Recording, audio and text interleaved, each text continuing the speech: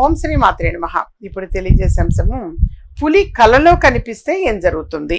సహజంగా సర్వసాధారణంగా మరి డ్రీమ్స్, మరి ఆ కళలు అన్నప్పుడు కొంతమందికి పులి కూడా కలలో కనబడుతుంది. అరే, పులి కలలో కనబడటం ఒకటి ఎత్తు. అలాగే పులి కొంతమందికి ఇంట్లోకి వచ్చినట్టుగా కలొస్తుంది. అరే, పులి ఏమన్నా తింటున్నట్టు కల వచ్చినా ఇవన్నీ కూడా వాస్తవంగా శుభ సంకేతాలు. యథార్థంగా ఇవన్నీ కూడా పులి కలలోకి రావటము అని అంటేనే అది భగవంతుడి అనుగ్రహం అన్నట్టే. వాస్తవంగా భగవంతుడి అనుగ్రహమే. అదిగా కూడా శక్తి సామర్థ్యాలు పెరుగుతాయి అని ఒక సంకేతం కావచ్చు, ఇక ముందు ముందు కలిసి వస్తుంది అని కావచ్చు. అలాగే పులి కలలో కనిపిస్తే అది ఏ రకంగా అయినా కావచ్చు, ఏమైనా సరే నెగటివ్ దుష్ట శక్తులు అనేటువంటివి ఏమన్నా ఉన్నా సరే అవన్నీ కూడా తొలగిపోతాయి నాన్న. తొలగిపోయి పాజిటివ్ ఎనర్జీ కోసము మరి అలా ఆ డ్రీమ్ రావటం, కలలో పులి కనిపించింది అంటే ఏదో ఒక అదృష్టం పట్టబోతోంది, ఇంత ముందు ఉన్నటువంటి ఆ దురదృష్టం మొత్తం పోతుంది, అదృష్టం వరిస్తుంది అని అర్థం. అలాగే కొంతమందికి పులి అనేది వైట్ కలర్ లో తెల్లగా ఉండి ఉన్న పులి పిల్లలు కనిపించిన,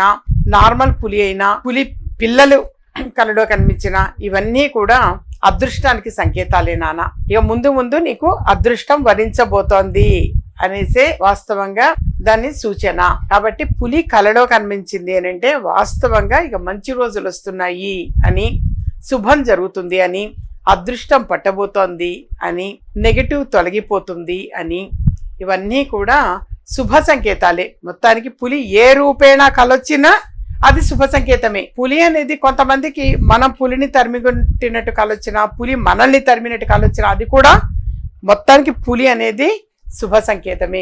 ఆ నెగటివ్ ని పోగొడుతుంది, పాజిటివ్ ఎనర్జీని ఇస్తుంది అని.